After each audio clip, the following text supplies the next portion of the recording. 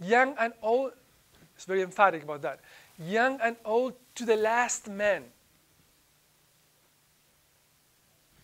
All of the men were gay? I mean, not even West Hollywood. It's like, all of the men were gay? It's kind of strange, isn't it? And then he offers his 2 virgin daughters. Hey, have fun with them. Do anything you want to them. Just don't do anything to these 2 men. Strikes us a little bit, like not our same concept of ethics, right? There are other funny aspects to the story. I mean, once the town is destroyed by God, remember his wife becomes a statue of salt because God tells him not to look back to the city, and she does. She becomes a statue of salt. Then Lot goes into the wilderness with his 2 daughters. They set up a tent because they have nowhere else to live. And you know the story? You know what happens next? Yeah?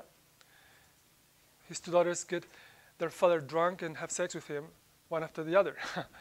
So we have a little kind of a strange feeling about how this family, I don't know, it's kind of a strange family. It's kind of a strange family for God to choose to, I mean, I get God knows what, everything, but kind of a little funny thing about him. Okay, I want you to remember these 2 names now, okay? One is John Boswell, B-O-S-W-E-L-L. John Boswell, and John McNeill. McNeill, M-C-N-E-I-L-L, John McNeill. John Boswell used to be the chair of the history department at Yale University. He died very young, his 30s or early 40s, of AIDS. And John McNeill was a former Jesuit Catholic priest. And John Boswell is the author of a book called Christianity, Social Tolerance, and Homosexuality. Christianity, Social Tolerance, and Homosexuality. An award-winning book, a major history,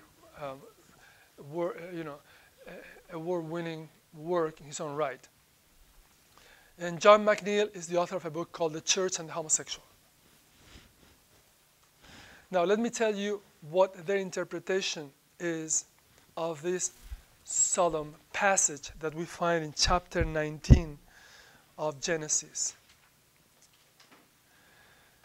And this is the major argument. It's going to be a very simple thing. From now to the end of our study of biblical passages have to do with homosexual activity. Back in biblical times, there was no understanding of what we call today homosexuality, of a permanent orientation of the person. So when someone had sex with someone of their own sex, it was seen as heterosexual men having sex with other men out of sheer depravity, vice, corruption, sinfulness. So this and other passages in the Bible that address same-sex sexual activity were addressed to presumed heterosexual men who were acting against their nature in having sex with other men. That argument is valid for all passages in the Old Testament and in the New Testament. Biblical authors had no understanding of what homosexuality properly is, but rather just men having sex with other men, must be heterosexual men having sex with other men. That was something pagans did, for example. In their temples, they had the peoples that surrounded the Hebrews had sacred prostitution, sacred male prostitution in the temples. So it was seen as an alien custom, as an alien thing, okay? Also, well, I mean, you can see, I mean, if you think all of the men wanted to have sex with these men, it's provided that the word no means sex, which is not necessarily 100% sure, okay? There are in a number of occasions, but not even in most instances, the word no in biblical literature means to have sex with, as in the case of Mary, the mother of Jesus, we are told she had not known man, meaning she was a virgin, And so on some occasions, that's what it means, but not necessarily always. But provided it means that in this particular context, how could all men in the city be homosexual? It seems like Boswell says, and McNeil both say, it seems that the text actually is addressed to heterosexual men, as all men were presumed to be heterosexual, who were acted wickedly, sinfully. But also because when Jesus refers to the Sodom episode in the Gospel of Luke, let me tell you exactly in Luke chapter 10, he says the following. He says, "Whenever you enter a town and they do not welcome you, go out into its streets and say, even the dust of your town that clings to our feet, we wipe off in protest against you. Yet know this, the kingdom of God has come near. I tell you, on that day, it will be more tolerable for Sodom than for that town." So Boswell and McNeil point out, why does he bring in Sodom into this particular context of lack of hospitality? If you are not welcome in the last day, in the day of judgment, it'll be more tolerable for Sodom than for this town. Why has he mentioned Sodom? Unless the sin of Sodom was one of hospitality too. Hospitality is very important in the Middle East. So that's another point they make. Okay. Then the next, I'm going to mention only one more passage in the Old Testament in which homosexuality is, homosexuals, or rather I should say same-sex sexual relations are mentioned.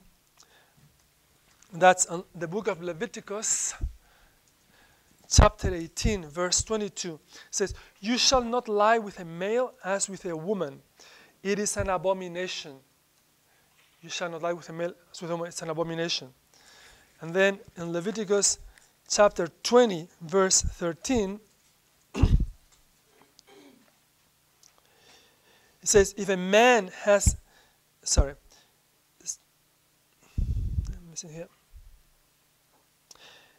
Verse 13, yeah. If a man lies with a male as with a woman, both of them have committed an abomination. They shall be put to death. Their blood is upon them. Well,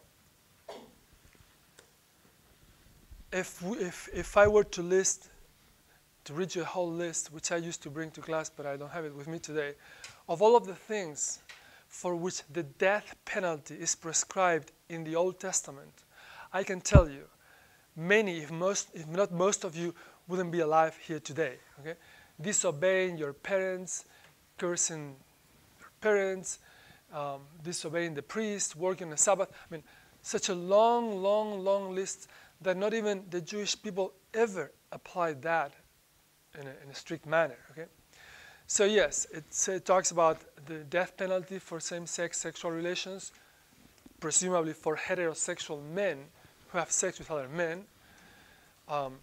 But it's very selective to just quote that from the Bible for this particular instance, and not for so many other instances that today we would find completely trivial, and for which the death penalty is also prescribed in the Old Testament. Now let's move on to the New Testament. In the New Testament we have that St. Paul, who writes almost half of the books of the New Testament, in his first letter to the Romans, says, referring to people who had sex with people of their own sex, he says that in the Greek, he's writing in a Greek social context. Okay, so now remember, you're going to be reading for this week a number of texts on homosexuality in ancient Greece and in other cultures. Now, that was not a common thing among the Hebrew people, among the Jews. So he's kind of shocked to see this in Greece, in Athens, when he goes there. For this reason, God gave them to degrading passions. Their women exchanged natural intercourse for unnatural. And in the same way, also the men, giving up natural intercourse with women, were consumed with passion for one another. Men committed shameless acts with men and received in their own